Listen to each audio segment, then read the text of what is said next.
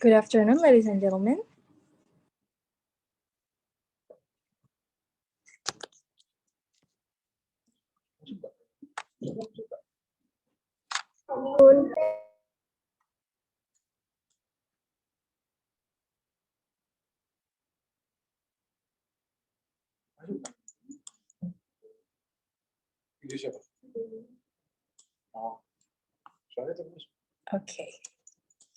Okay, I'm sorry for the inconvenience. We have a little trouble, technical trouble. Okay. Welcome back, ladies and gentlemen. Now we are going to have our first plenary session entitled Economic, Environmental, and Social Impacts of Culture-Based Policies. My name is Ruth Indiah, and I will be the master of ceremony for this session.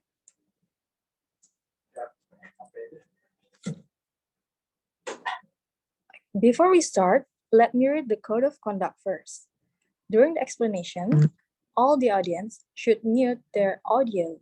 If anyone wants to ask, the participant can write down their questions in the comment section with the format name, domicile, question, and later on, I will read the questions. Or for those who wish to ask directly, should press the raise hand button first and then speak with the format name, domiciles, and questions. Now, before we start the session, I would like to introduce our two distinguished speakers. We have Mrs. Saraswati Putri M.Hum, lecturer of philosophy from University of Indonesia, who will talk on philosophical examination into the interlocking valuation within the culture, economy, and sustainability. And then we have Mrs. Susanne Volker, the head of the Cultural Department of the City of Kassel, Germany, who will talk on specific cultural concepts for more sustainability. And for today's moderator, we have Mrs. Ruth Indiah Rahayu. Mrs. Ruth is a researcher in Institute for Crisis Studies and Alternative Development Strategies, the head of the Education Division in Indo-Progress Institute for Social Research and Development, and she is also an active women's history writer and an active philosophy discussion in Masyarakat Filsafat Indonesia MFI. Good afternoon, Mrs. Ruth.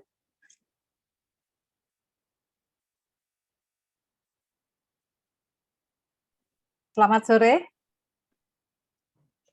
Good afternoon, Mrs. Ruth. Are you ready to host our first plenary session today?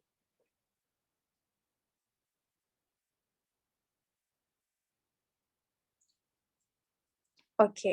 Oke, terima kasih. The time is yours. Oke, terima kasih. Terima kasih. Thank you, Ibu Istiana. Good afternoon to honorable our speaker, Dr. Saraswati and Susanne Volker, PhD, and all of conference participants everywhere. My name Ruth Indiah Rahayu, who will manage the second session of the international conference.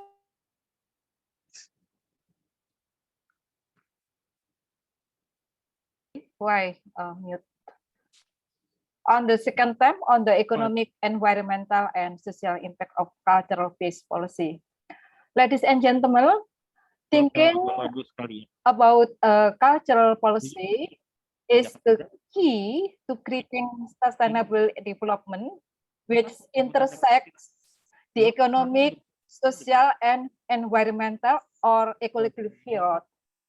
Cultural-based policies certainly refer to the character of diversity and the involvement of the community that owns the cultural in a local area. That's why engagement between the government and the people who live within a certain cultural sphere is key. Okay, here with us, expert speaker, Dr. LG Saraswati Putri M.Hum. dari Universitas Indonesia yang berkedudukan di Jakarta. Izinkan saya mengulang kembali biodata singkat Dr. Saraswati. Sebelumnya saya akan menyapa. Selamat siang, Dr. Saraswati. Halo, selamat siang Ibu Ruth. Semoga dalam keadaan sehat. Hello everybody. Iya. Hi Susanne. Ya, terima kasih telah hadir bersama kita. Yang kedua, pembicara kedua, the next speaker, Ibu Susanne Volker, PhD. Good morning, Miss Susanne Volker. It is morning in your city, right? Good morning, everybody. Yes, it's 8 o'clock or 8:30 in the morning. So glad to meet you. Okay, I'm very pleased to see you here and welcome to our forum. Thank you. Ya, ladies and gentlemen, karena tadi biodata sudah dibacakan oleh MC, untuk pembicara pertama saya persilahkan kepada Dr. Saraswati untuk menyampaikan presentasinya sekitar 20 sampai 20 menit. Silakan, Dr. Saraswati. Baik, terima kasih Ibu Ruth, karena tadi mulainya juga sudah mundur. Ya. Saya ngebut, presentasinya saya ngebut kok Bu. Oke, pakai ini, share screen kah? Ya, betul. Saya share screen. Sebenarnya sudah saya I already passed on my presentation to the organizer. I don't think I can share content right now. Okay. Maybe. Ya, silakan. Okay.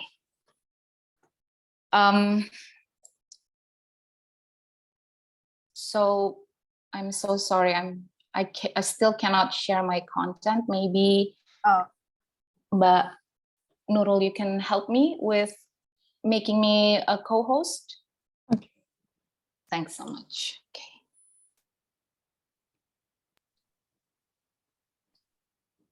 Okay.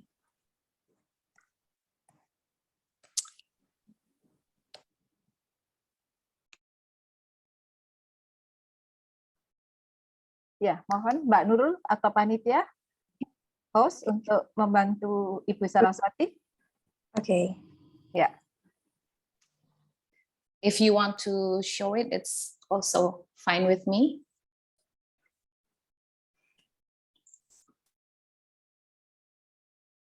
Okay, thanks. Okay, let me try.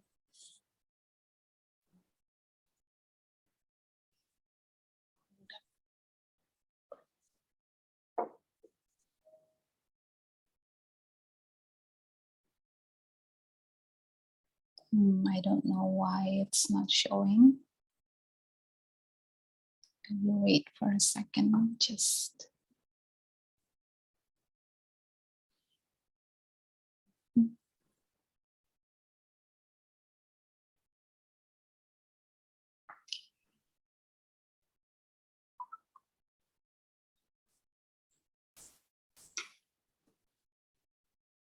Karena materialnya Ibu Saraswati belum saya terima, jadi saya tidak bisa membantu. Minta tolong. Baik. Ya, minta tolong ke panitia atau ke admin. Mungkin bisa membantu menampilkan. Ya. Sepertinya ini sudah bisa sedikit lagi, Bu. Okay. I know it's frustrating. Online conferences. Very, very frustrating. Ya. Betul sekali. Right. Yep. Okay. The paradox of the technology. Jadi teknologi membawa. Okay. Here it goes. Okay. Let me try.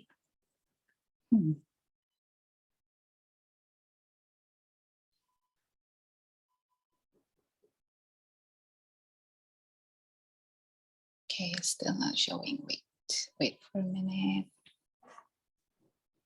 Oke, sebentar saya. Ini sudah bisa, Ibu Saraswati? Oh ya, oke. Sudah bisa sekarang. Ya, oke, silakan. Ya. Oke. Wait, just for a while.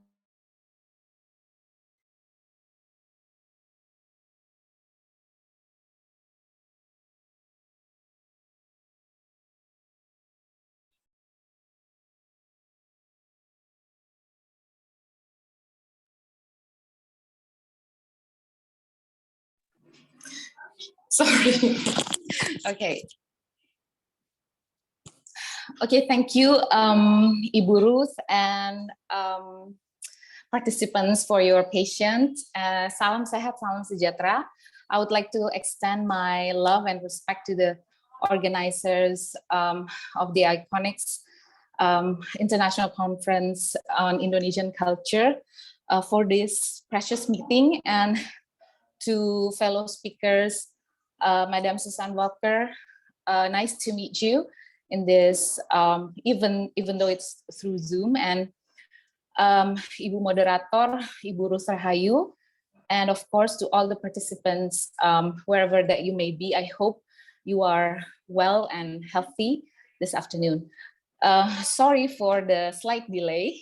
As I said, we are still, even after 2 years, we are still very alienated from webinars. Okay, my first slide. Next.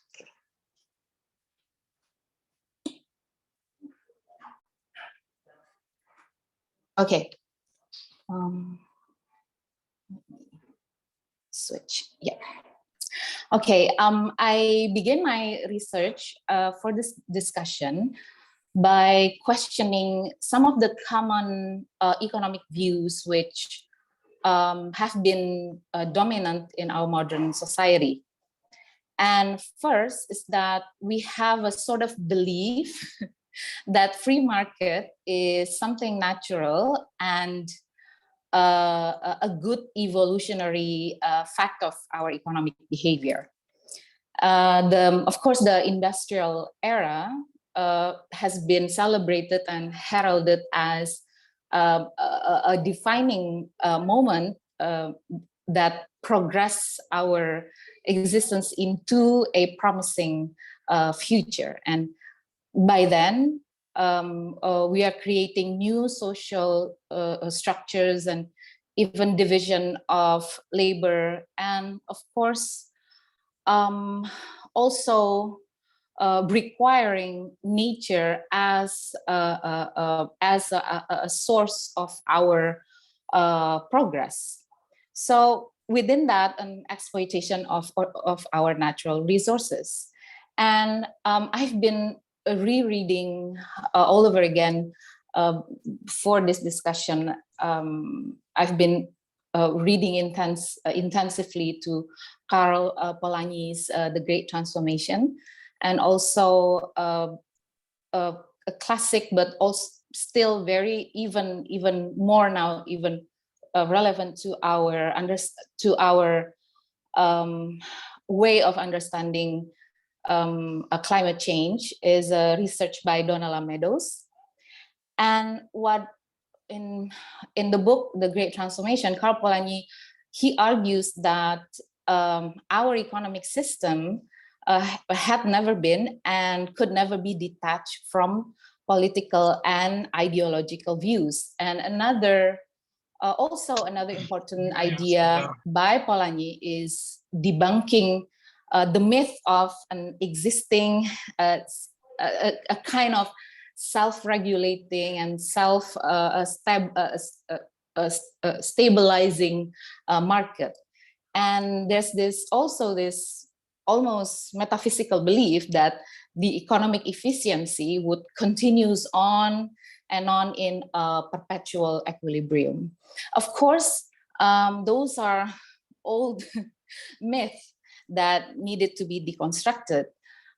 Meanwhile, through Donella Meadows, her research or her computer models, we are given a graphic description of the alarming overshooting of our unsustainable economic activities that basically depends on fossil fuels, a great massive industrialization, a type of economic expansion that, of course, now we realize it caused extreme damages to our nature, such as deforestation, and then uncontrollable, undeniable pollution, and also sadly biodiversity degradation.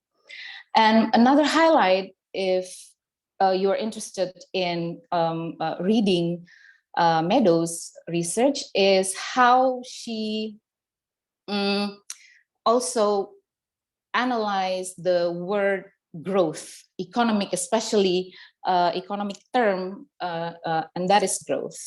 See, the problem is there's this linguistic entrapment. I would say it's a trap, because for after 200 years and for the last 50 to 40 years, we are used to understanding the word economic growth as synonymous to development, synonymous to progress, as I said earlier, advance and gain, improvement, prosperity, and also success.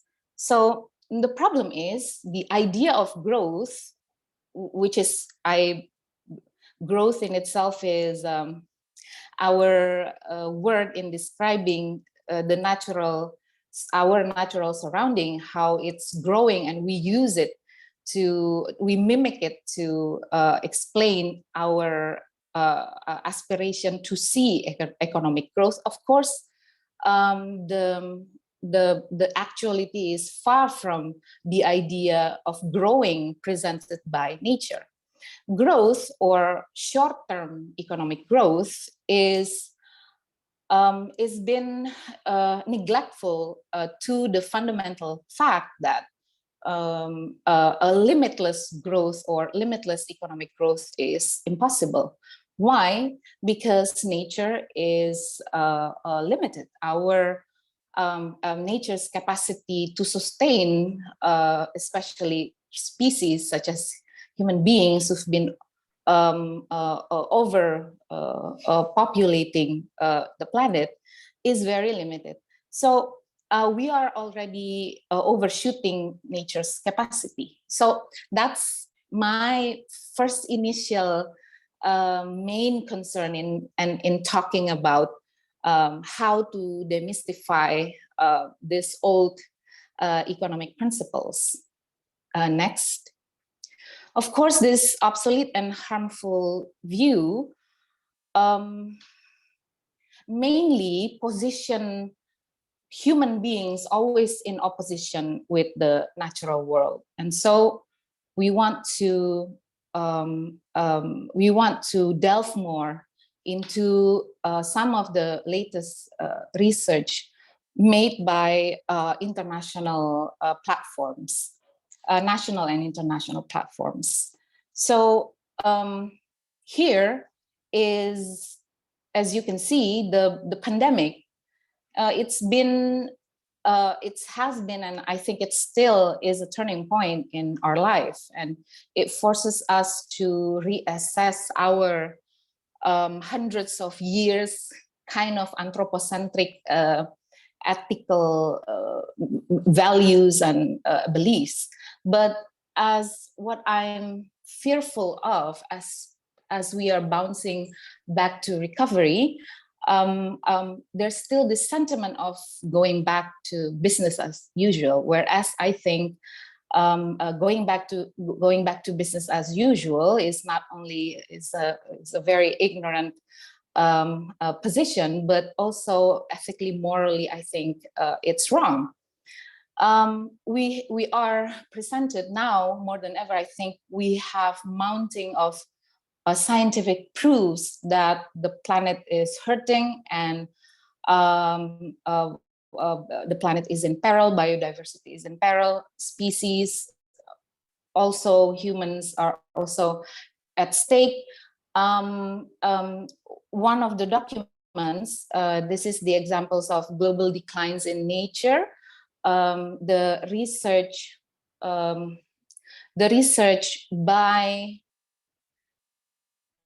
by the Intergovernmental Science Policy Platform on Biodiversity and Ecosystem Services. And this document reveals the detrimental effect that we have caused to other species.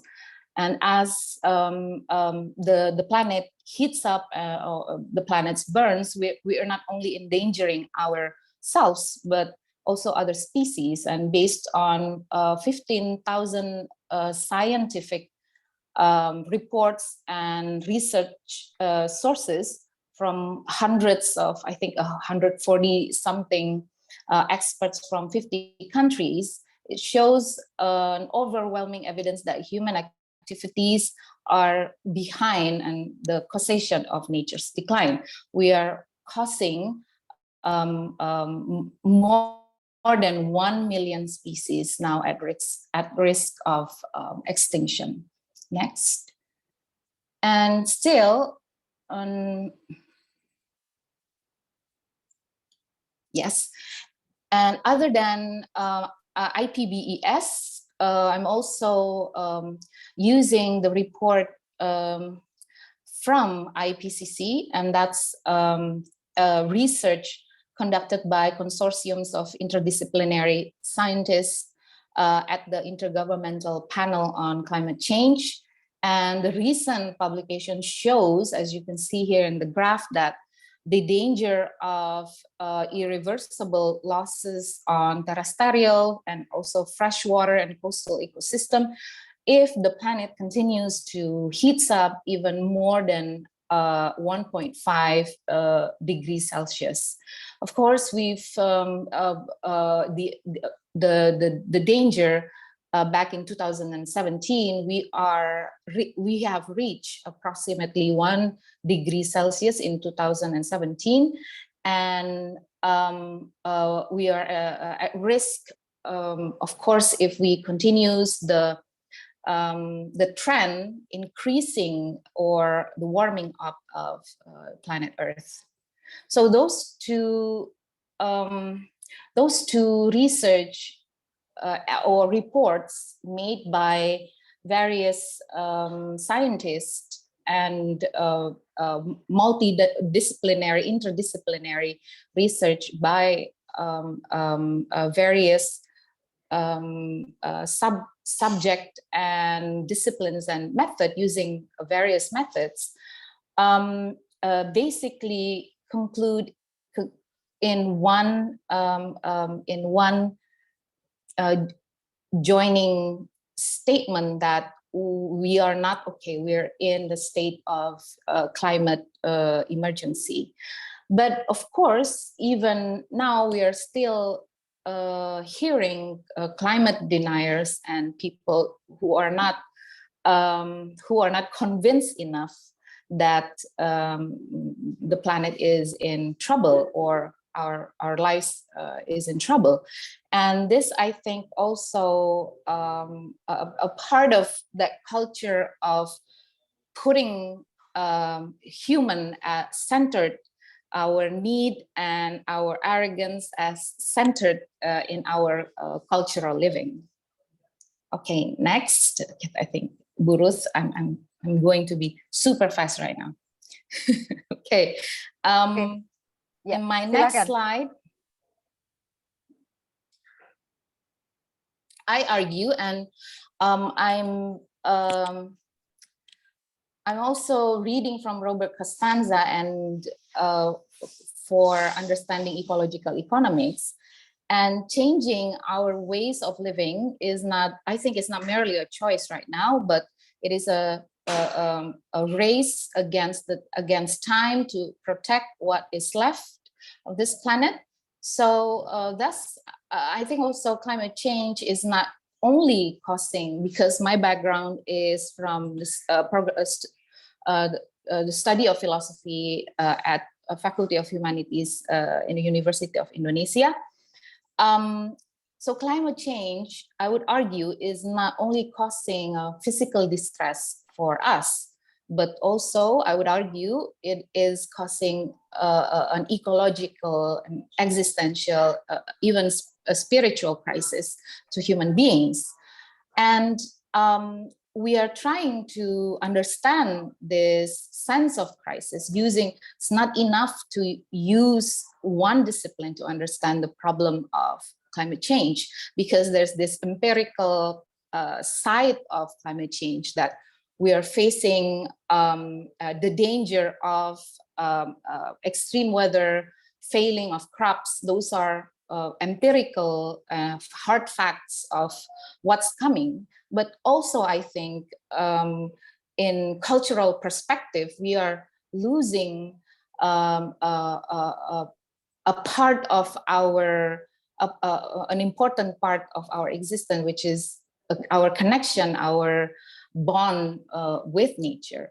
And I think it's equally important because human beings, we're living in always in need of this cultural gatherings and cultural conservation. So transdisciplinary method, I think, is forged right now as a reaction to the inadequacy of existing methods. As I said earlier, one-sided economic, one-dimensional economic approach to human behavior, and also the disconnection between sciences, that I think is just not, is no longer adequate to face such a great and multidimensional problem such as climate crisis. And what Constanza said, so ecological economics is not a new single paradigm, but it's a commitment, an ethical commitment between economists, ecologists, other scientists from various walks of study, to explore a new problem-solving patterns and to solve it by collaborative research, and to implement a new and economics environmental policy. So I think the aim of the new method, I think, is quite clear. Next. And so what I tried to summarize in my readings to Constanza's economic model is in comparing between the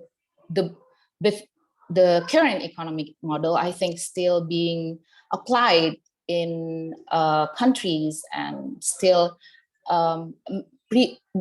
dominantly being applied in various administration with the ecological economics model. So, Constanza offers a different approach by proposing this ecological economics model. I know it's not originally from him. I think later on I will try to, ecological economics has been, I think, performed by many communities all around the world. But before, I want to share with you the kind of metrics that we can view about this model. So there's,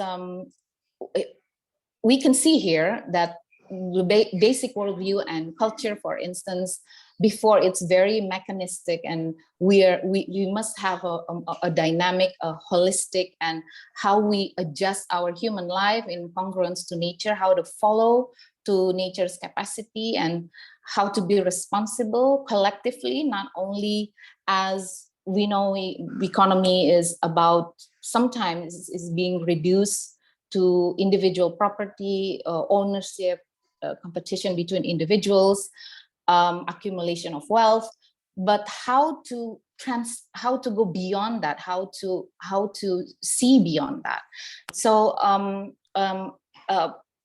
what's also important the time scale or the time frame, it's not enough that we see economic activity in short terms to 50 years, or even 1 till 4 years, but we see it in a multi-scale to ions. Even, for instance, if we are going to compare fossil fuels with renewable energy, we are talking about sustainability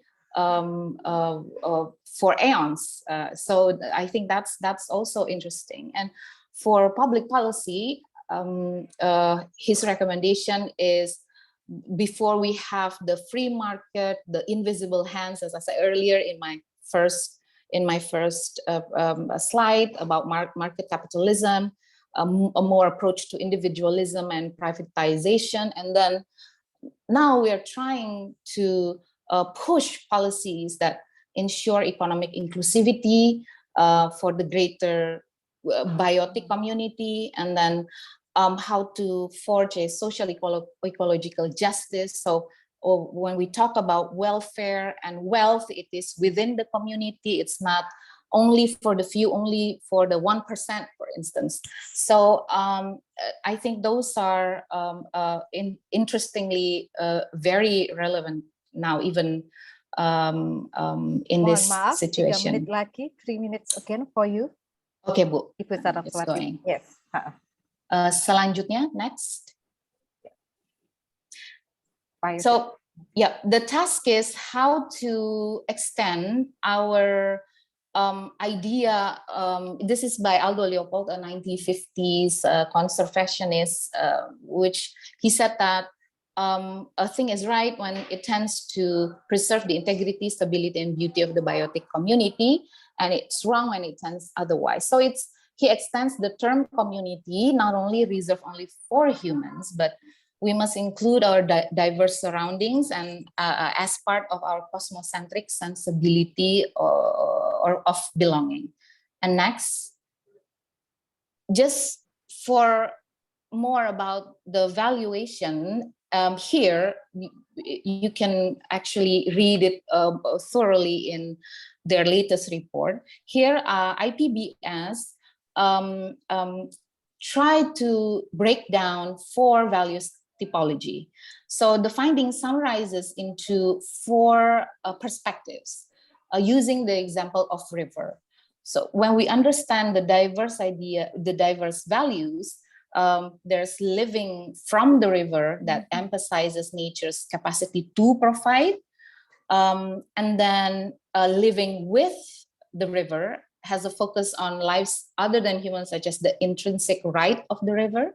And then living in the river refers to the importance of nature as a place and a kind of identity. And the last one, living as one with the river, which sees the natural world as a physical, more than physical, ontological, mental and spiritual part of oneself. So I think that's is very valuable for us to do a furthermore research.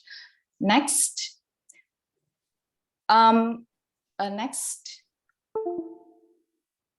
I think for our last, so these are some of the recommendations how to recognize the diverse value of nature and how to embedding valuation into decision making and reforming policies and regulations to internalize nature's values, and of course to shifting underlying societal norms and goals to align with global sustainability and justice objectives. I just have 3 more slides and they're very short. They're just pictures. Next.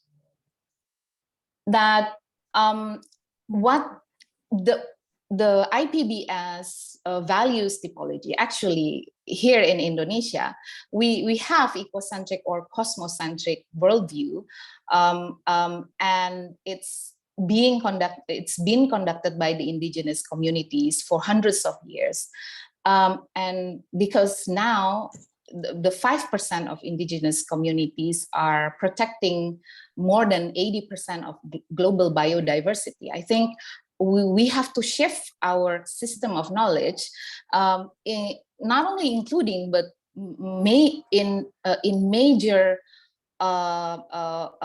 also in major political move, giving the time and place for indigenous communities as subject, because they are stewarding the last wilderness in this planet. So so this their relationship, of course, they have a long and collective ancestral relationship to their lands and natural resources. And next, I want to show you some of the examples that I've been working with the indigenous community and personally for over 5 years. Next. Here we have the Sangyang Jaran ritual and the strive to protect food resilience in Karangasem. The people, because for indigenous community, their how they maintain sustainability is through their intricate knowledge system, and those knowledge system is not static. They're dynamic in living areas, living spaces. So they're performed beautifully in this artistic, ritualistic performances. But of course, we know that unfortunately the livelihood of these communities are in constant threat and always vulnerable to land conflicts, for instance. And in Karangasem, this is a ritual to celebrate the coming of the harvesting time. So their sacred, they view rice field and rice as a sacred being, and being celebrated into a kind of a sacred ritual. Next. Also here, other than in Karangasem, all over Indonesia, I guess. Selanjutnya.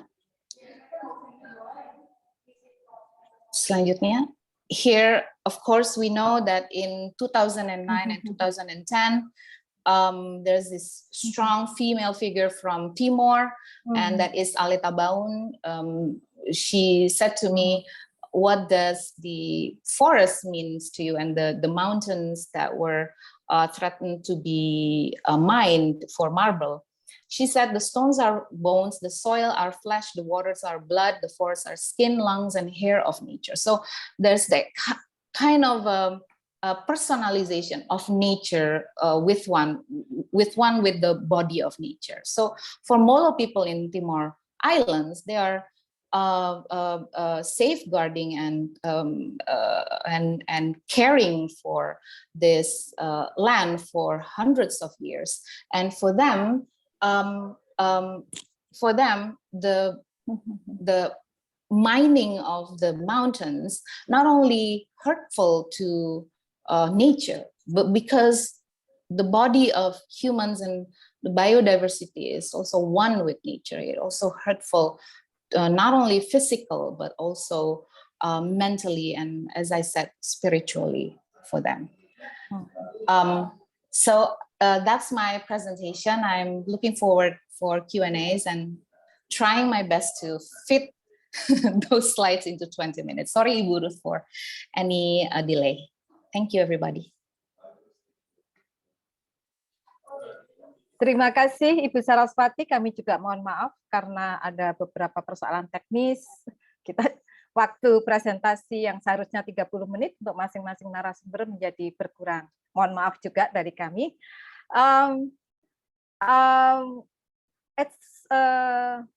Presentasi yang menarik dari Ibu Saraswati, and I have several notes about it.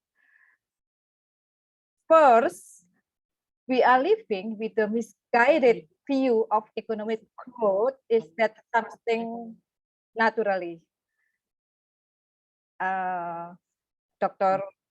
Ibu Saraswati refer to Polanyi and Window that the danger of economic activity that gas beyond its limits in exploring nature as well as labor.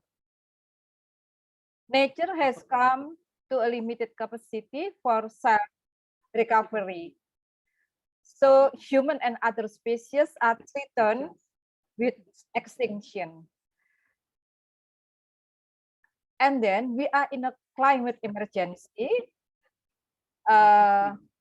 So there is a crisis human existence because we are loss of the relation human and nature ecological. So this is a problem about epistemologies and also ethics in the philosophy. Ibu Saraswati offer a model, economic ecological model, interconnected economic and ecological model, and also the biotic community and biodiversity.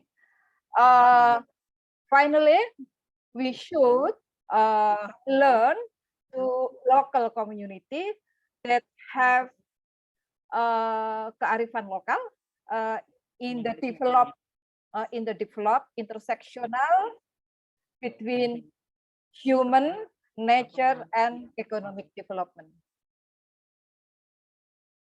Okay, very well. Thank you for Ibu Saraswati. The next speaker, I invite Ibu Susanne Volker, PhD, will be presentation about specific cultural concept for more sustainability. Time is yours for 20 to 25 minutes, please. Are you sharing of your material here? Thank you very much. Can you hear me? Yeah. Perfect. I Thank hear you. Yeah. Thank you. I'm very glad to join, and thank you first of all to all the organizers for this amazing conference on a very important topic. And I'm glad I had the chance to listen to my co-speaker today, Saraswati Putri. Thank you very much for your speech. And although we didn't agree to a plot in advance, I think it's matching pretty well, because I can hook on where you ended and come to specific models for more sustainability, especially in and through the field of culture. So maybe this is kind of a common attitude and even common methods. So I try to share my content. Let's see if this is working properly. So maybe yeah. Okay. You can already see it? Yes, yes. Yeah. Perfect. Yeah. Perfect. Perfect. Yeah. Okay. Then let me start. In an, let's say, open-minded society, culture plays an important role for finding new methods and attitudes, and for finding common ground on what sustainability is and what is needed for containing it. Originally, this term sustainability in our use comes from foresting, so from growing trees on a long-term perspective, like you said, and in a holistic and dynamic system, because the resource has to regrow, so we cannot take out more than there's growing to sustain the resource. So this is kind of from what you said, and this is as well like the premise of my speech today. So you were talking about can you see the second slide now? No. Let me see. I cannot go through the slides yet. Oh, sorry. No, you okay. You can see it now, I think. Yeah. Okay. Yeah. Perfect. Yeah. Great. So you've been talking about the ecological dimension of sustainability, but as well as a holistic dynamic system. So we have to open up for other dimensions of sustainability as well. And if you please could see the next slide. Thank you. We have multiple dimensions because we need the ecological, the social, and the economical dimension to have real sustainability. Otherwise, something is lacking and the entire system is not working, because like you said, it's about resources in a holistic way concerning all fields of living and of human being, because we are in fact destroying our world through the mystification, like you said, and I agree on that, of growth. So questioning growth must be one of the premises, but one of the most important questions of this is how to reduce growth, or how to change growth, or how to change its premises. So in the field of culture in the city of Kassel, we developed a concept and how to develop culturally with the perspective now until the year of 2030 for having an idea about how to handle growth in the field of culture, but as well how to contribute to other dimensions of living together. So the main question is, how do we want to live together? And what does this mean for the field of culture? So if you could see the next slide, please. Thank you. This means to us that we are planning a couple of things. So it's about to establishing cultural buildings that are appropriate and supportive, as well as to strengthen structures in funding, sponsoring, and promotion of culture, not to eternal growth, but to keep and to support the substance and where it's coming from. And going along with that, one of the main questions is how to increase cooperation and participation, because that's actually the core of it, to involve people and to share the resource in the best possible way for everybody. So to focus on this, the next question is how to develop cultural education and participation, as well as transcultural openness. So it's not just about intercultural openness, but transcultural openness in a real way of participation. So having people being part, not just of the offerings of culture or the offerings of what is there in a society, but also being part of the decision making and being part of creating spaces and discourses and strategic plans, like in this case. So we developed the entire cultural concept with a couple of hundreds of people from the field of culture to have it in a real participatory way in decision making, and for having a plan for the future that is based on common ground in the city of Kassel. And for that, you of course need a lot of communication and information. So it's crucial to this way of working to have contemporary ways of cooperating. And this is, I know Zoom meetings are kind of like second best or third best sometimes, but still it's the only way to meet in this group today and to talk internationally, as long as we don't want to fly around the globe all the time, and we don't want to do this. So I'm very glad that we do have those contemporary ways of communicating and getting into exchange. And after all, if you make a plan then you kind of you have a stable situation, not a very dynamic situation. To the next step to having a plan is to make a new plan to go on and to develop further ideas and see where the plan fits the reality and where it doesn't. And that's what we are doing right now.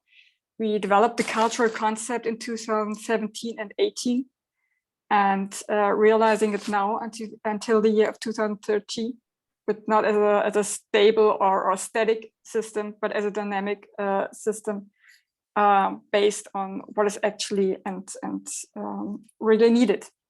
And maybe a few words just about Kassel before I go on, because Kassel is a very very cultural based city. You know, the big exhibition of contemporary art Documenta, which is going on right now. And this exhibition taking place every 5 years brings new impulses, new ideas, and is kind of a common and shared attitude of openness and having being very open to new ideas, to new perspectives. And we appreciate this very much. And apart from this, we have theater, opera house, many museums, special museums like for caricature, or museum on the topic of death, even, and the university, which is researching on sustainability, with by now 16 professors just on sustainability. So we're moving on in this field quite intensely.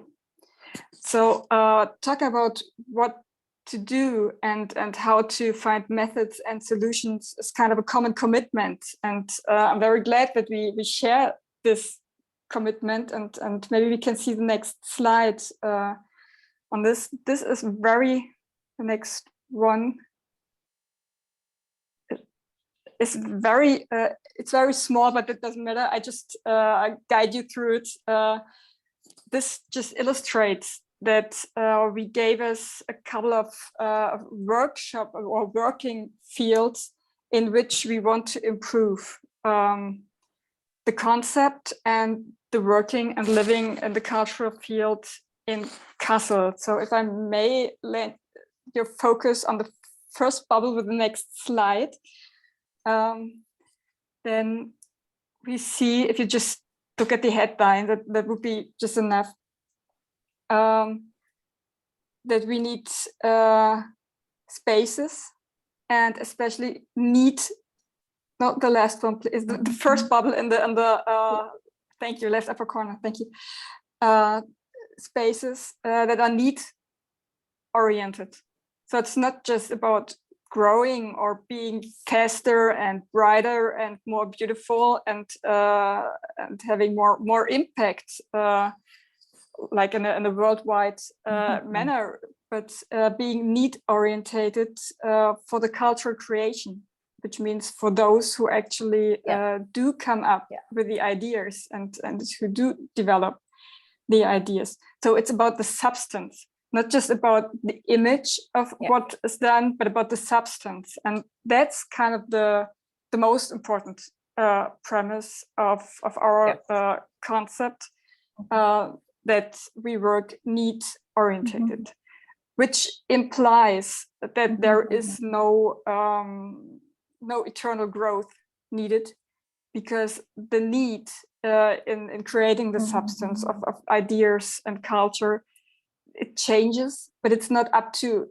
eternal growth, because it's with the people and what they do and what they realize. So we have to be fit for the changes and for the evolvement, but not for eternal growth. So the next slide, please. So we're actually now two back. Left down corner, just the bubble in the left down corner. We're talking here about another future laboratory we created. It's about cultural education and transcultural opening.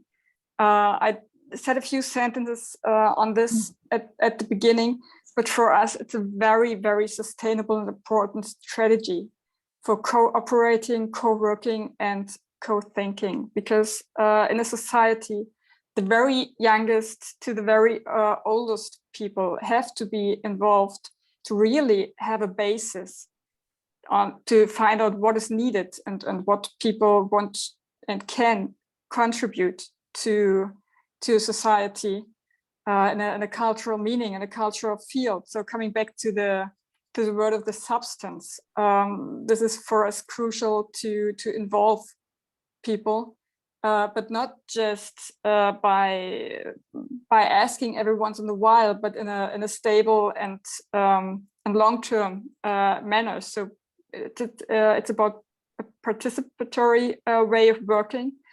And in the field of cultural education, we kind of have a farm of ideas, because when you're working in the field of cultural education, so many ideas are brought up in a very open space that is not focused on an aim or a goal, but on in a laboratory, in a very open way of creating ideas. So this is a very important thing to protect, to have this openness, and to be able and to be willing to have experiment.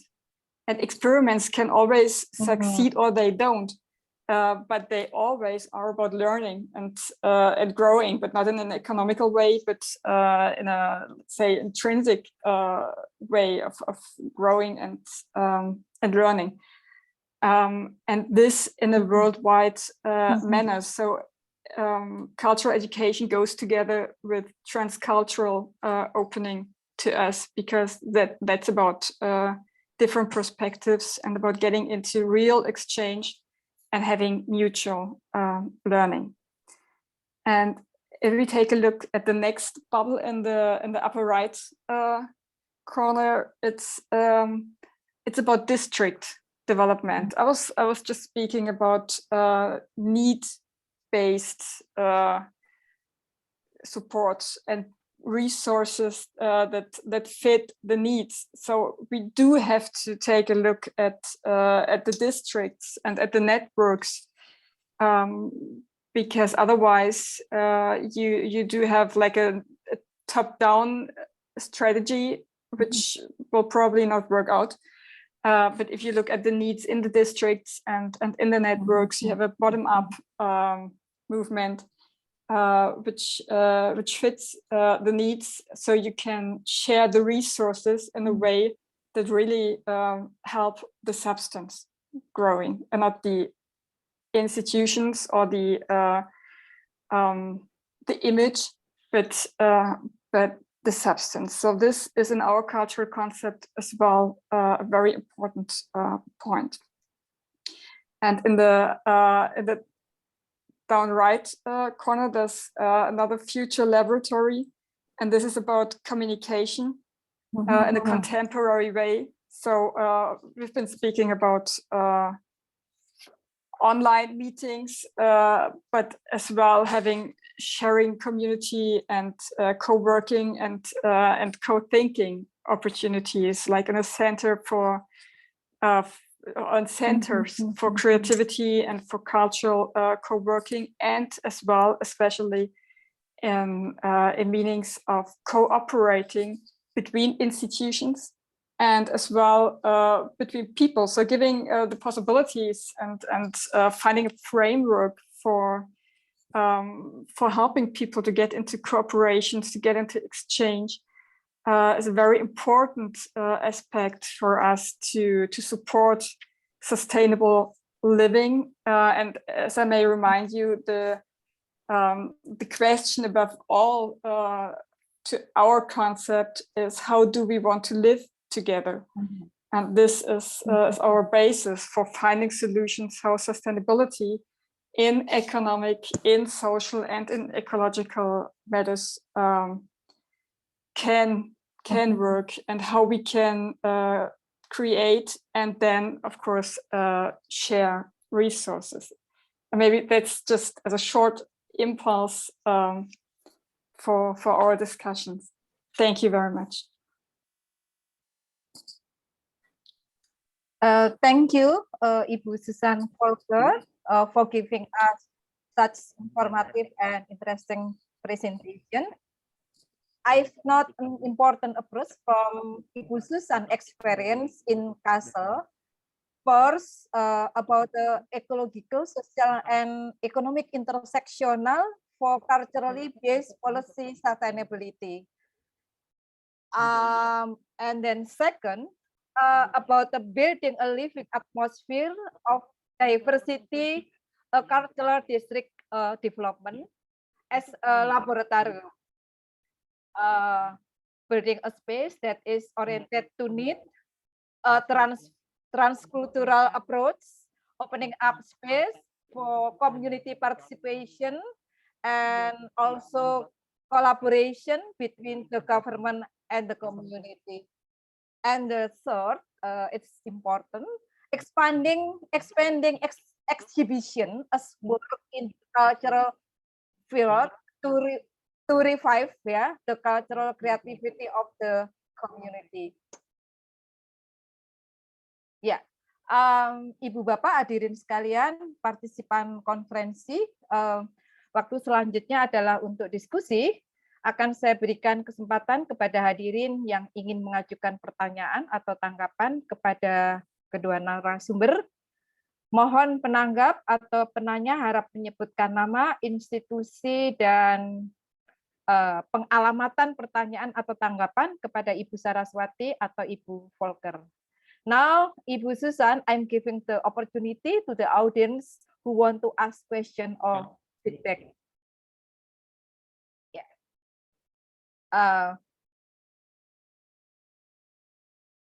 Apakah sudah ada? Jika belum ada, sudah ada kah? Silakan yang ingin mengajukan pertanyaan atau tanggapan untuk raise hand atau menulis di kolom chat. Oke, hadirin sekalian, there is a meeting point of the presentation of Ibu Saraswati and Ibu Susanne. First, that we need a model of cultural development that intersects ecological, human, and the economic to save our life and other species on Earth. Yeah. Second, we must counter the paradigm of economic growth with the paradigm of sustainable cultural development as a dynamic system. And then third, we need laboratory to practice cultural. And then fourth, strength participation from community or cultural agency. Ya, saya kira ini adalah 4 poin titik temu antara pemikiran atau presentasi dari Ibu Saraswati dan Ibu Susanne yang sangat menarik dari perspektif filosofis sampai kepada perspektif praktis. Sekali lagi kepada hadirin, saya buka kesempatan untuk memberikan tanggapan atau pertanyaan. Silakan. Bu Rus, kalau saya tanya Bu Susanne boleh nggak? Oh boleh. Sebelum ada yang bertanya boleh. Sambil nunggu. Silakan. Ya, silakan. Susanne, if I may ask you that you explained earlier about the transcultural openness of the space. I think, also when we're understanding the problem of climate change, it's we are also having large cities, megapolitan cities that absorb resources from surrounding the cities. Of course, one of the recommendation by international platforms is to view our urban spaces and policies also in accordance that because for a long time, when we imagine our cities are always detached from nature, and sometimes it's very alienating. It's even always far out of reach from nature. But I think we cannot accept, and we take it as a form of as it is, that we accept our cities as something or somewhat in opposition to a healthy and balanced environmental living. So I think what you said is interesting, that of course here in Indonesia and in Jakarta, also in Depok, for instance, what you said about making art as a meeting, a point of meeting for various contemporary view of values and cultural preferences, for instance. And also, I think what you said also interesting is how the city as a public commons. So it's not only for a handful of people, but the city as a kind of municipalities that everybody can join into the discussion and meeting in an open and familiar spaces. I think, and the word transcultural, what's interesting, I read recently about translocal cultural. So in comparison to when we, I don't know, maybe you can add that there's a very distinct characteristic of globalization with the translocal cultural, that it's not based on hierarchy and domination, but as I said, it's more as a public commons. So of course we need more assessment in understanding urban spaces and urban living. So thank you. I was enlightened by the model in city of Kassel. Yeah. Okay, please, Ibu Susanne. Thank you very much. It's been a pleasure meeting you and getting into exchange, and I try to answer maybe to one or two aspects, but of course it's a very complex matter, and unfortunately we cannot turn back time. We would if we could, but we can't. So we do have to find ways to get back into touch with nature and with our natural resources, which is not easy, because as we move on. So we have to find future ways for ideas or for things that do lay behind us, because we destroyed them in their integrity. And this is quite a challenge, and it needs many people to find a common attitude on this. And right now, as we have Documenta 15 in Kassel, you know that Ruang Rupa are the curators of the exhibition, and they brought their Lumbung system, which very much corresponds with our cultural concept, because it's about finding participatory ideas and solutions of sharing.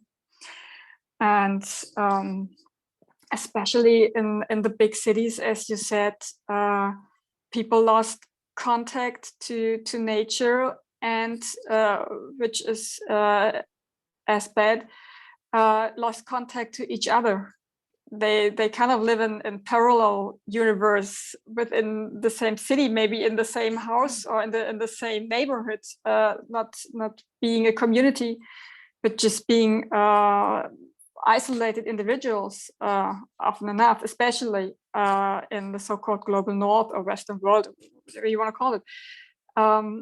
so to find a way back to communities and to finding ways of community building is a very important aspect, I think, for finding ways back to more sustainability and to sharing resources. And culture can help a great deal on that. And it's not about growing, but it's about growing together again. And we have to do a lot of learning on this, because we unlearned a lot of that. And that's where we do have to find ways of communicating, but as well ways of learning from others who have not unlearned that as much as we did. And that's an important factor in the field of transcultural commitments for global sustainability approach. So maybe this gives kind of a part of an answer, because I don't think there is the big answer to everything, because we have moved on too far for just stepping back behind the problem. So we have to move forward to find a way through the problems we are facing right now. Thanks so much. Oke, terima kasih. Thank you, Ibu Susanne. Berikutnya ada pertanyaan untuk Ibu Saraswati. Saya bacakan dari Denti Universitas ya. Selamat siang, perkenalkan nama saya Denti dari Universitas Gadjah Mada. Izin bertanya, di tengah perkembangan teknologi yang pesat ini dan banyaknya kebudayaan Indonesia yang belum dikenal, bagaimana cara menjadikan budaya sebagai salah satu sektor pertumbuhan ekonomi masyarakat dan menjadikan budaya sebagai sesuatu yang dianggap menarik bagi generasi muda dan bukan sesuatu yang dianggap kuno. Saya kira pertanyaan ini juga bisa ditanggapi oleh Ibu Susanne Volker. Saya bacakan lagi pertanyaan berikutnya. Oke, ini khusus untuk Ibu Saras dari Holis Freelancer. Sependek pengetahuan saya, orang Papua itu punya keyakinan bahwa gunung atau alam dapat dilihat sebagai ibu dan punya posisi yang vital dalam kognisi kultural mereka. Kalau kita lihat kondisinya saat ini, praktek perkembangan di sana sama sekali tidak mengindahkan pandangan tersebut. Artinya, orang-orang Papua menjadi terasing atau teralienasi di tanahnya sendiri. Menurut Ibu, bagaimana paradigma yang tepat untuk melihat serta mengatasi problem dalam konteks Indonesia yang katanya negara ini? Oke, the first, silakan Ibu Saraswati, dan the second, silakan Ibu Susanne. Susanne, I'll answer this in Indonesian, if I may. Thank you. Terima kasih pertanyaannya Bapak Holis dan Ibu Denti. Pertama saya ingin memberi jawaban dan juga komentar untuk pertanyaannya Pak Holis. Saya setuju Pak ya bahwa seperti di dalam pemaparan saya barusan, saya menekankan bahwa valuasi atau nilai daripada alam itu perlu semacam abstraksi ya dari kita untuk melihat nilai dari alam itu dari segala keberagamannya. Jadi tidak hanya nilai dari satu dimensi, yakni dimensi ekonomi, itu pun dimensi ekonomi jangka pendek ya. Kalau tadi argumentasi saya mencoba mengolah dari Karpolanyi dan Donella Meadows. Yang pada dasarnya praktik-praktik seperti ini, tadi saya berikan contoh ada praktik sukses ya, bahwa kehidupan masyarakat di era kontemporer ini berdampingan dengan alam itu bukan dongeng ya, bukan eko-utopia itu, tapi banyak masyarakat yang hidup sedemikian rupa, bahkan di masa pandemi ya masyarakat Badui atau misalnya masyarakat adat di berbagai tempat di Indonesia yang mereka terus bertahan dan justru hidup dengan ketahanan pangan yang ya bagian dari kesehariannya mereka. Jadi kita juga perlu mengubah kembali riset juga pikiran kita tentang apa itu resiliensi, apa itu ketahanan. Yang tadinya amat sangat sentralistik ya, pada sentralistik, sekarang menjadi decentralized pada kantung-kantung lokal ini untuk bertahan. Begitu juga tentang lingkungan hidup. Seperti halnya tadi valuasi atau bagaimana cara alam itu dinilai di luar hanya dari kepentingan atau kebutuhan sektor ekonomi dalam jangka pendek. Tadi saya berargumen bukan berarti kita tidak punya pandangan yang lain tentang ekonomi. Saya usulkan tadi ekonomi ekologi yang juga di sana ada kepentingan seperti Susanne tadi juga bilang, ada kebutuhan untuk melibatkan keseluruhan masyarakat di sana dan keberlanjutan masyarakat di sana, yang menurut saya itu membutuhkan kesabaran dan juga membutuhkan suatu terobosan ya, cara pandang terobosan gitu terhadap gagasan atau praktik ekonomi itu. Terkait dengan tentunya pertambangan ini kan kalau Pak Holish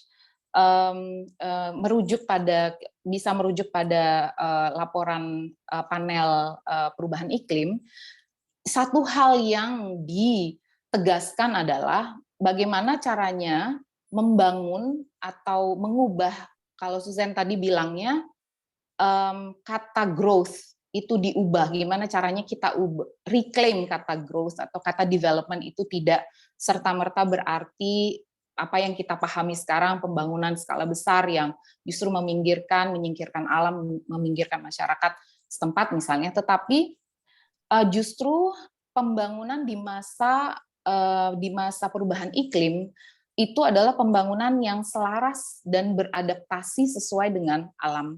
Sehingga kalau kita salah pandang gitu ya, khususnya misalnya tetap melakukan praktik-praktik seperti pertambangan ya, misalnya kan rekomendasinya adalah sampai 2050 supaya bisa menekan suhu bumi agar tidak memanas lebih dari 1,5 derajat Celcius, maka praktik-praktik ekonomi, aktivitas ekonomi ini harus mengalami perubahan drastis. Kalau tidak kita masuk pada titik irreversible, tidak bisa katastrof ya, sampai pada satu titik katastrofik. Sehingga termasuk pertambangan harus ada peralihan atau transformasi ke bentuk praktik ekonomi yang lebih berkelanjutan. Tentu ya kita sekarang ada berbagai macam usulan. Tadi saya menyebut misalnya salah satunya energi terbarukan, energi matahari, energi surya, energi bayu misalnya. Termasuk juga bagaimana caranya kalau Meadows di dalam pemaparan saya adalah mengubah alterasi konsumsi. Jadi kok cara kita menggagas atau membiasakan terhadap konsumsi tersebut. Selain pertambangan, tentu ada sisi-sisi yang lainnya ya. Itu pertambangan satu sisi, kita punya praktik-praktik yang menurut saya bisa dikriteriakan sebagai maladaptasi. Jadi alih-alih kita beradaptasi, kita justru maladaptasi. Jadi maladaptasi itu adalah menyikapi perubahan iklim dengan cara-cara yang justru semakin memperparah perubahan iklim.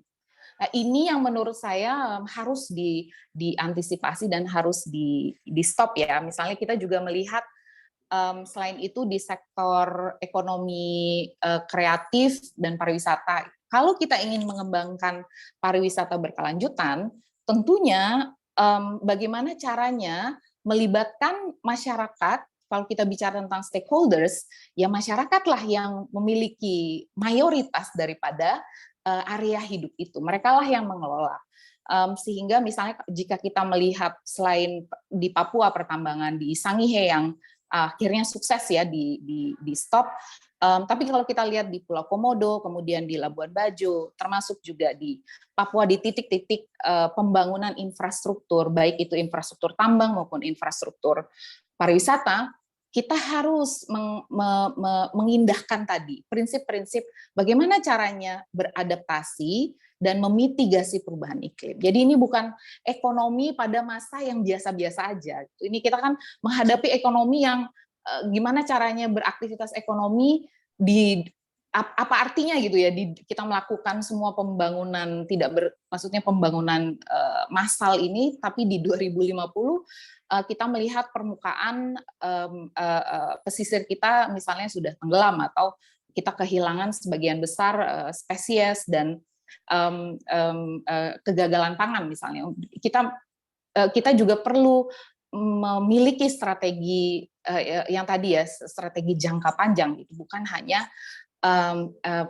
aktivitas ekonomi jangka pendek. Jadi saya rasa tadi beberapa contoh saja yang sebenarnya butuh perhatian dan masukan dari publik menurut saya bahwa bagaimana caranya menyelenggarakan ekonomi ekologi yang pusatnya itu berada pada gerakan sosial atau kepedulian dan subjektifikasi daripada masyarakat lokal. Itu Pak Holish. Mau saya terusin lagi Bu Rus? Silakan, langsung ke Bu Denti. Ya, okay. ke Bu Denti, silakan. Ya, baik. Terima kasih Bu Denti. Seperti yang juga di dalam slide saya tunjukkan Bu, bahwa dari bentuk pariwisata massal menjadi pariwisata edukasi ya, atau pariwisata yang punya sensibilitas terhadap lingkungan hidup. Kita juga melihat pandangan yang berbeda tentang kultur ya. Gimana caranya kultur itu atau budaya itu nggak hanya, dan unsur-unsur budayanya itu nggak hanya dihargai di permukaan saja, tetapi unsur-unsur budaya itu termasuk penggiat budayanya, aspek-aspeknya, ekspresi budayanya, pikiran, tulisannya, bahasanya, seninya, itu dijaga dan dilindungi bukan dalam pengertian komoditas saja. Jadi sekarang tantangannya sekarang, kalau bicara tentang budaya sebagai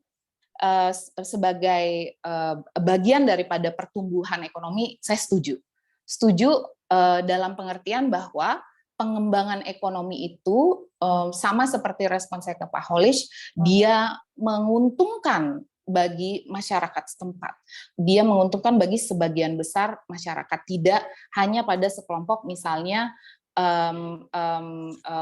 konglomerasi gitu, atau hanya pada sekelompok orang yang tidak menjejak kehidupannya pada area tersebut, pada ruang tersebut. Jadi tentu ini harus partisipatoris ya. Jadi ekonomi pariwisata yang mendorong kreativitas itu tidak boleh berhenti hanya pada aspek komodifikasinya aja, tetapi juga pada aspek pemberdayaannya. Itu yang menurut saya perlu berjalan seiringan. Yang tentu kalau saya melihat sekarang sedang giat-giatnya kan menghidupkan kembali. Bahkan misalnya di kampus saya, di salah satu contoh yang saya berikan itu tari Sangyang Jaran, itu ritual yang kuno sekali. Dan di beberapa area, misalnya baru-baru ini saya ke Bengkulu, mereka mencoba, ada juga semacam ini ya, semacam monopoli ekonomi ya, ini pada sawit saja.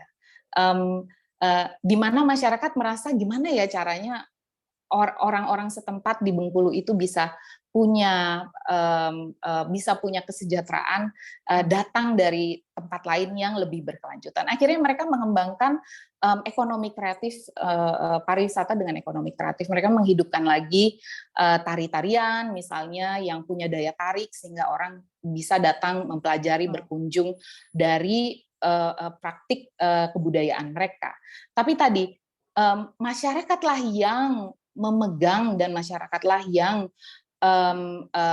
yang paling utama melakukan praktik-praktik itu, dan tentunya ini tadi ada komoditas, bahwa ada semacam sisi komersial yang tidak bisa kita tampik ya dari suatu tindakan ekonomi, tapi persis tadi maksud saya valuasi daripada aktivitas ekonomi bukan hanya soal uang gitu, tetapi juga keberlanjutan lingkungan, kebersamaan sosial.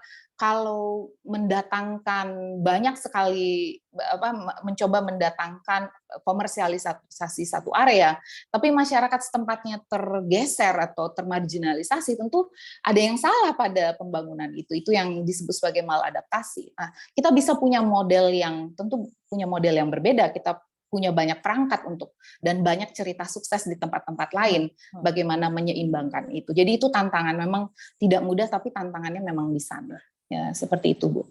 Ya, oke, terima kasih Ibu Saraswati. Minta tanggapan kepada Ibu Susanne Volker. Saya ulang dari Ibu Denti.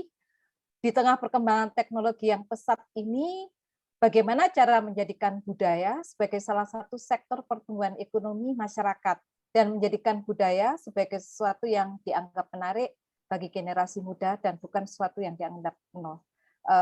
Silakan, Ibu Susanne. Could you please repeat the question in English? I didn't understand. Sorry? Oh, could you please repeat the question in English? Oh, if it was a question. Okay. Thank you. Ini saya bacakan bahasa Indonesia, tolong diterjemahkan. Dari Ibu Denti, di tengah perkembangan teknologi yang pesat dan banyaknya kebudayaan di Indonesia, contohnya yang belum dikenal, bagaimana cara menjadikan budaya sebagai salah satu sektor pertumbuhan ekonomi masyarakat dan menjadikan budaya sebagai sesuatu yang menarik bagi generasi muda dan bukan sesuatu yang dianggap kuno. All this. I understand? No, you've been speaking for the last minutes in Indonesian, so I didn't have a chance to understand what you were talking about. So if there was a question included. Oh, okay. Yeah. From Bu Denti, she asked you how cultural as one of the economic sector, how the cultural, Ibu Denti.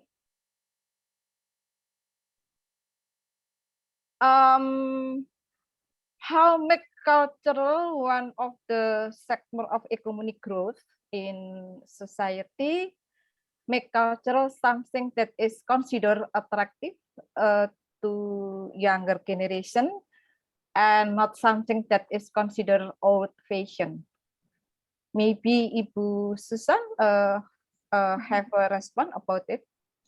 Yes, thank you very much for this impulse, because I think it's a very important question to take a look at younger generations as well, and in this field maybe culture can contribute through the methods of cultural education, not as a learning that is aimed on having like tests and getting degrees, but I'm finding solutions together. And if we don't involve younger generations, then we will lose contact to, well, this sounds pathetic, but to the future. So it is a very, very important issue, and I agree very much on what you said about finding a way back to nature, not just as a resource, but nature as a, you said earlier, as a personalization. And I think younger generations do have the chance not to relearn, but to learn this way of looking on sustainability and of looking on resources in a way that makes a lot more, and you said it as well, resilience for the future, because the criteria we have now at the moment in our generations, they are about growth, they are about efficiency. And to replace efficiency by sustainability would include a complete new way of learning. And future generations do have the chance to have this different view on the world and on how we live together. So to think together the social, the ecological, and the economic impact of sustainability in the way of thinking of future generations and looking at nature and on resources in a different way contain a lot of chances for the changes we actually need.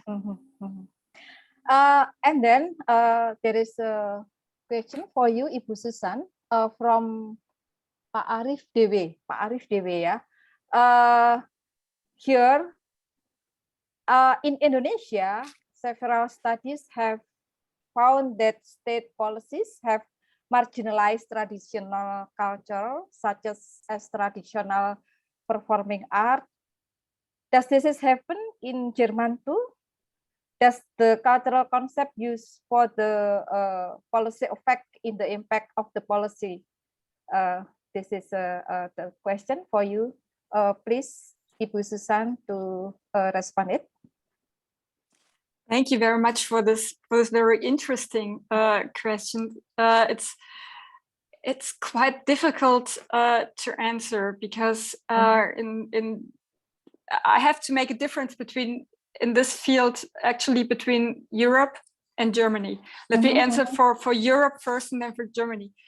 In Europe, we do have some traditional arts and performance arts like dances and making music in traditional ways. And part of them are very famous, coming from Portugal, from Spain, from Greece. So those traditions are held very alive and are shared all through Europe. So there is the traditional part of the arts, and on the other hand, there's a very contemporary approach to the arts as the ideas and methods are moving on. So for Europe, this is kind of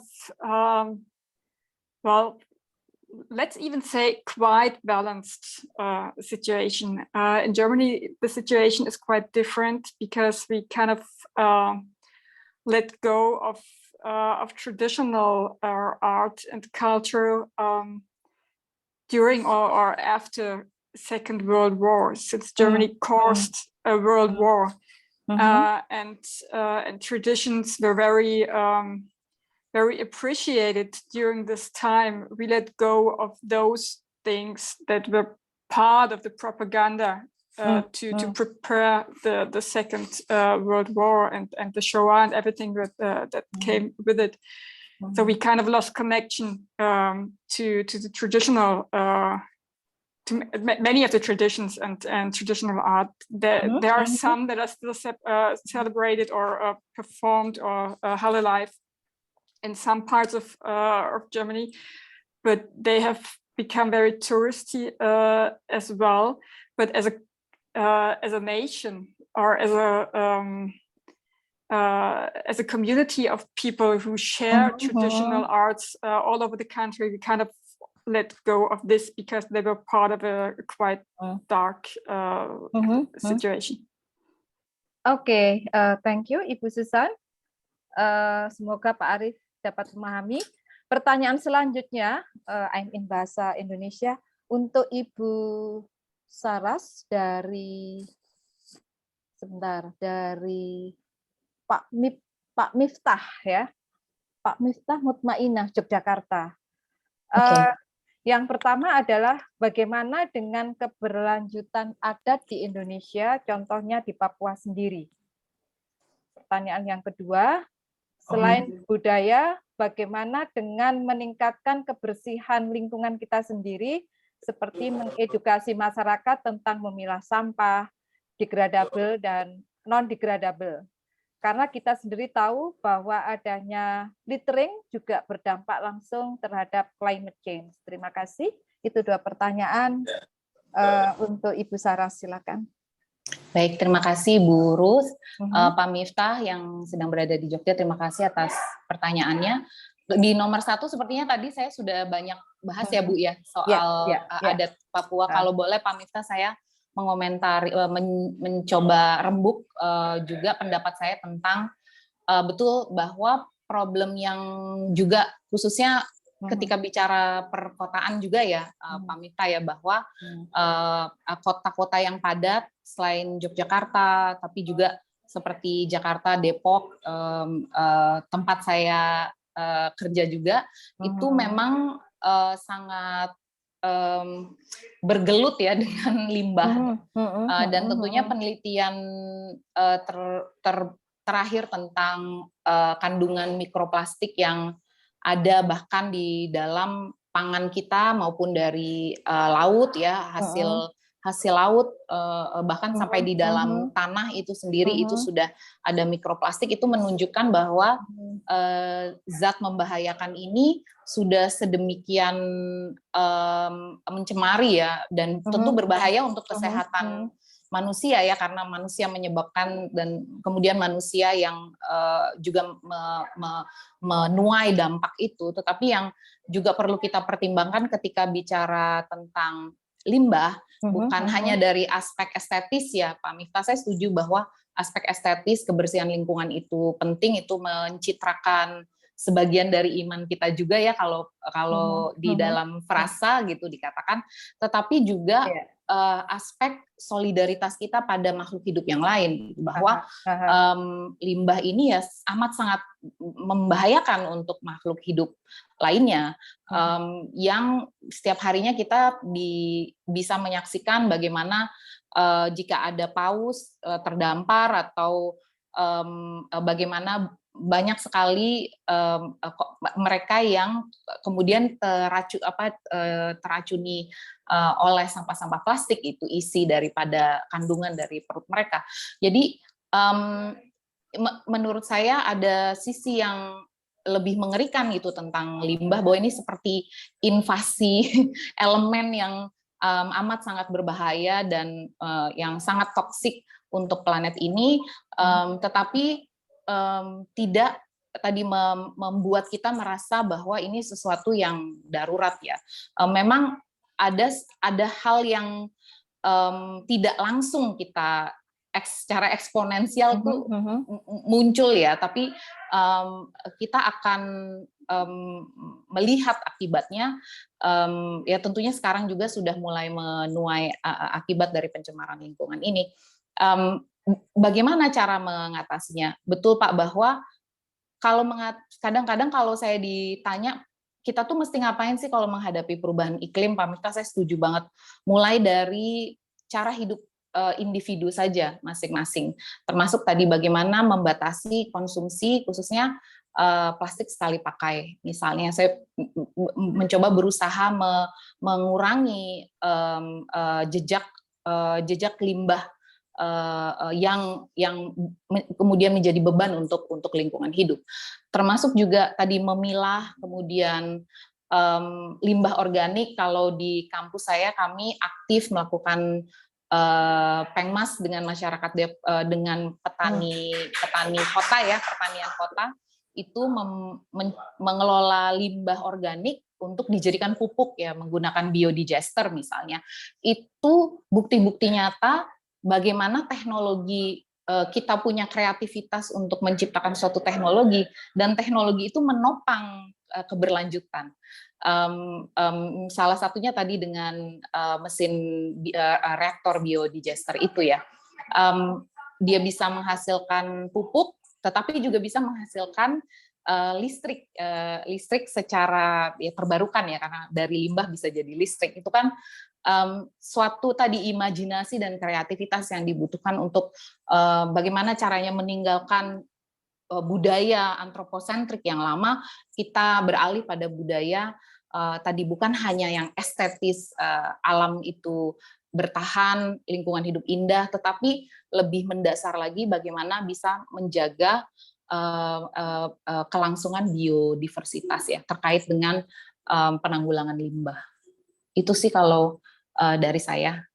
Oke, baik. Terima kasih Ibu Saras. Apakah masih ada pertanyaan lain lagi? Kita masih punya waktu 10 menit. Apakah masih ada pertanyaan? Oh, oke, ada yang raise hand. Silakan dari Pak Permana. Silakan. Ibu Permana, sorry. Kayaknya Prof Permana ya. Oh, Prof Permana, saya tidak kelihatan. Oh iya. Silakan. Selamat siang semua, selamat siang Ibu, Bapak semua yang Ibu Ruth, Ibu Saraswati, Dr. Sore, Volker, Prof. thank you. My question is, this particular issue is an urgent one. I think never before humanity is faced by something which is urgent but also global. So I was wondering how effective or efficient all the strategies that we've been putting together and tried. And because since this is urgent, we need to know that all we do is going to be quite effective because we don't have much time for trial and error. So the question is, how do you evaluate? What sort of evaluation instrument are you thinking along with the strategies that you just presented? Thank you. Okay, first for Ibu Susanne, please give a response for Professor Permana, and then the next Ibu Saraswati. Okay, please, Ibu Susanne. Thank you. This is a quite difficult question because, as you said, it's urgent and it's global. And we, on one hand, we do see in the entire world the effects of global warming, of climate change, or let's say climate catastrophe, which it is. And still, we do have people in different places of the world who have habits and who have been used to a certain way of living, and it is extremely difficult to convince people of stepping back from things that they are used to. So I think one of the most important, or maybe the most important issue, is education. But education is a very slowly growing plant, and we do need fast solutions. So the next step, or the next issue actually is politics. Politics in combination with cooperation and communication throughout the world, and that's why conventions and conferences like this are so important, because people from all over the world have to find a common commitment. And I'm not sure if this is a utopia or if this is actually a way of going on. I hope it is a way of going on together. But it's necessary to get people in real contact, to face real problems, to solve them together. So it's because it is man-made, the problem. Human beings have in the last 250, 300 years destroyed so many resources, and it's going on faster and faster. So first of all, we have to kind of flatten the curve in growth and in using resources. And then we have to find ways of how to regain resources, or how to kind of go back in the impact of destroying. So I think the methods are in a connected political exchange, in which I really hope is possible apart from individual interests or individual national interests, but in a common sense and way. And the most important support in this field, in my opinion, comes first of all from science, because it's then fact-based and by evidence. And you were talking about evaluation. So I think very short-term evaluation is crucial and is very necessary to make the impact visible. And the second way, it's education. So we do have to begin to educate children of what is happening right now and what was happening through the last generations, and what chances they have to make it better than than it has been done before. So it's, but it is, I completely agree, it is absolutely necessary to work globally on a global problem.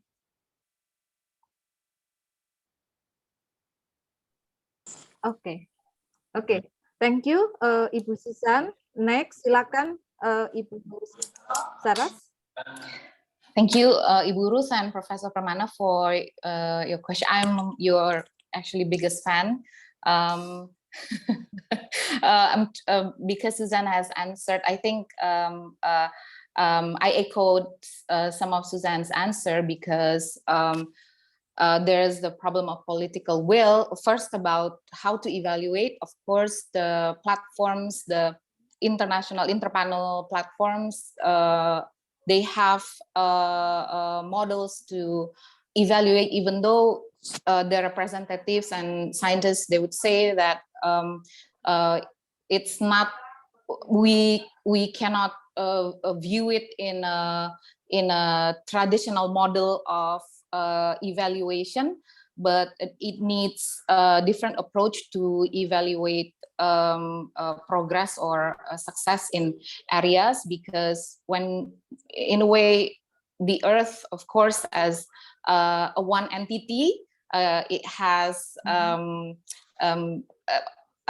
different parts, geographically diverse, and but of course there are in a way particular way to manage, to mitigate and to manage those areas, but in a global idea of the Earth as an entity. Of course, I think the main commitment, and number one about the evaluation, number two about the political will and commitment of Indonesia and other nations, especially nations that are emitting more emissions to the Earth's ozone. By 2050 and 2060, the global initiative is to attain net zero emission. So that's also a kind of objectives where we're going with SDGs, and finally with that mission of attaining net zero emission. So that needs political expanding political areas, not only within human but to ecological and sociological perspective. I think also I would try to analyze what sort of other method of evaluation. For instance, there are various areas. Of course, we want to maintain the climate, not to overshoot again. So that's also a way to maintain what's existing now, and that's number three. And I think to adapt, especially with the effect of climate change, for instance, in food estate, why the proposal of food estate, I would view food estate as a maladaptation, because it could harm a greater idea of that biodiversity.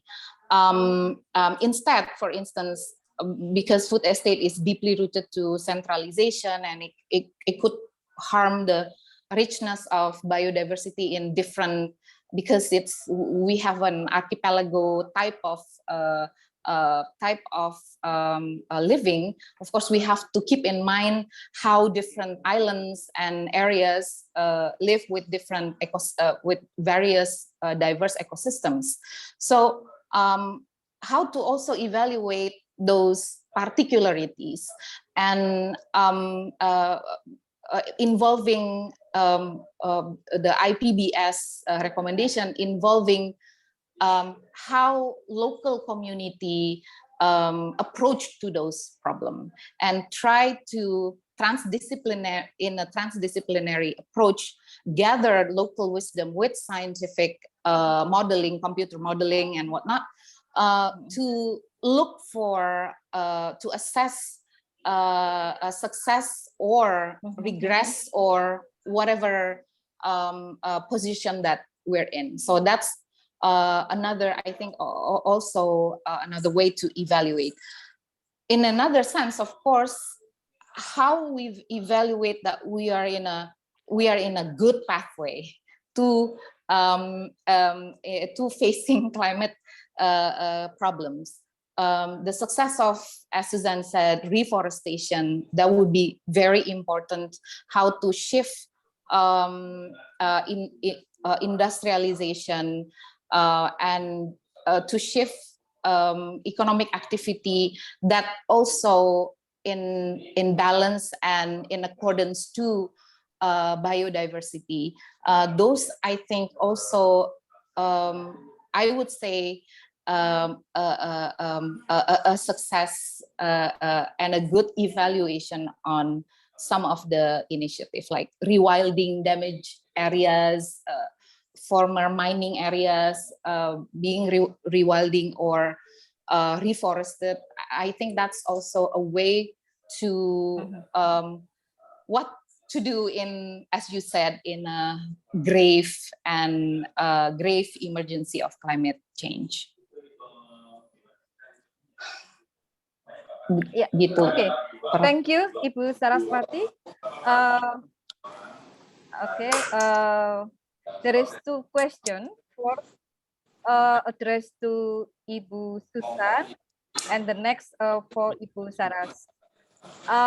The first question for Bapak Imran from Sigi Aceh. Central Sulawesi. Yes, addressed to Ibu Susanne. Here, I happen to be a researcher in the field of community-based art education. I want to ask Ibu Susanne, currently I see many people in my country who talk about the culture that they do not understand without further delving into the meaning and value of that culture, which leads to interpretation. What I want to ask is how do people in your country think regarding the culture you have? Please, Ibu Susanne. Thank you very much. I try to answer, and since you are, as you're asking the question, a cultural teacher or working with culture to teach and to mediate culture, you are probably very firm with the question that when it comes to the field of arts, it's always about interpretation, because that's one of the main aspects of arts, is to be an invitation for interpretation. So if we look at a painting or listen to music, we do have our own thoughts and memories and what you said, interpretations of the arts. So this can lead to different views on art, or it always will lead to different views on art, and as well to misinterpretation. Of course, this can happen. So communication would be probably the best key to open up to path that leads back to interpretation and to come to dialogue about interpretation, because if everybody finds the own interpretation as a fact, as a matter of fact, then we do have again parallel universes. So to open up the dialogue, we do have to talk about the arts and the interpretation, and sometimes even the misinterpretation of art, because form and figure, as well as music and sound, opens up a lot of a wide field of associations. And as a mediator of art, you probably get a lot of responses to different kinds of art from people. So to find ways to mediate this and to open up a dialogue is essential. And that's not just for the field of art, that's actually for all kinds of human exchange, not just transcultural, but as soon as two people meet, they do have different interpretations on what they see and what they know and what they feel. So it's always crucial to communicate, to have an exchange of interpretations, and to step back from misinterpretations as good as possible. But I think it's impossible to avoid them at all. Okay, thank you, Ibu Susanne. The next question from Mbak Saras. Oke, dari Bapak Sudarmoko. Baik. Mau dibacakan atau bagaimana? Sudah. Based on your experience, Mbak Saras, how do we transform the value of cultural into the rapid development of the city? Not only to perform the arts to attract people, but also to transfer or promote the values. Is there any need to mediate, such as arts council or institution, to share the value from the people to those who have power in the implementation of the policy? Ya, terima kasih. Ya, terima kasih banyak Pak Sudarmoko. Thank you very much for your question. I think this question is very important to discuss, because when we think of values, especially cultural values, as I said earlier in the previous question, that it's not enough. I think not only not enough, it's there are other sides of our cultural expression that is not only limited to being taken as something commercial or as a merely a commodity. But I agree with you, Pak Sudarmoko, that cultural expressions also entails and involve subjects. And I think when we are thinking about performances, and especially urban contemporary performances, we are often also neglectful of those subjects. For instance, when we are the position of Jakarta Arts Council, of course, institutions, a part of the government institution is they have a strategic position to create policy that goes or promotes, as Susanne said earlier, how to open as wide as possible spaces, public spaces for everybody in terms of art, in terms of art, but also what are those performances meaning, the meaning of those performances to those artistic communities. And I agree that it's not only a show of, for instance, in choreography, it's not about mechanics, it's not about something new or fresh, but it's also the message that we want to convey to the society.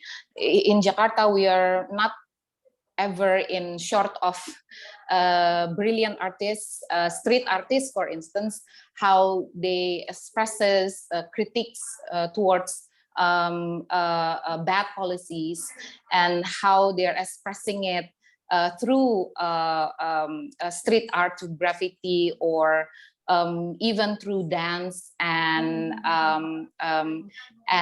other form of artistic expression. So I agree with you that living in the city, we are also always in need of our cultural space to express, not only to express about ourselves, but to express problems in society, to express care to society, to express our concern to the environment. So that's also still a very key part of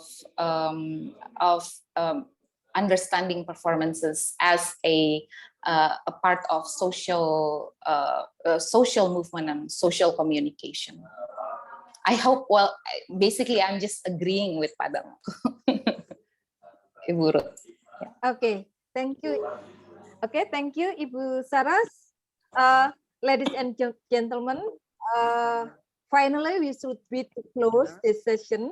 I don't conclude, but underline the important statement of the two speakers. First, significant cultural policies plays a role as the foundation of sustainable development when referring to an ecological, social, and economic intersectional approach. These three pillars are the key to cultural policy. Second, we need a laboratory for cultural practice that emphasize cross-culturalism. The second, reclaim term of development by growth to ecological, social, and economic development.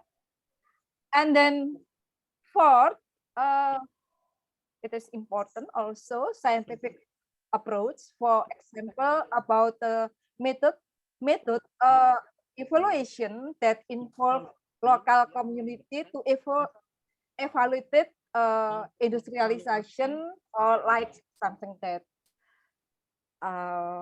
Okay, I'd like to thanks to Ibu Saraswati and Ibu Susanne Volker for the inspiration and interesting sharing presentation, and all the participants. Please give the applause for the speaker and for you all. Okay, thank you, and let me back to MC. Terima kasih Bu Ruth, terima kasih semuanya. Mohon maaf jika ada salah kata. Thank you, Susanne. Thank you. It's been a pleasure. Thank you. Okay, thank you very much. Okay, we can leave now. Okay, before you leave. Okay, I have an announcement to make. It is for the first 5 audience that have asked questions. We will give a prize for them, and those first 5 audiences that ask question, there are Kolis, Denti, Arif Dewe, Miftah Mutmainah, and Professor Permana Permadi. To those 5 first audience, later after this could contact the Iconic team so we can send the prize. Okay, that's all. Thank you very much, Mrs. Ruth as our moderator, Mrs. Saraswati, and Mrs. Susanne, and also the audience that have joined this plenary session. See you. Makasih Nurul. Thank you everybody. Okay, thank you everybody. Ibu Susan, Mbak Saras, dan Nurul, terima kasih. So, okay.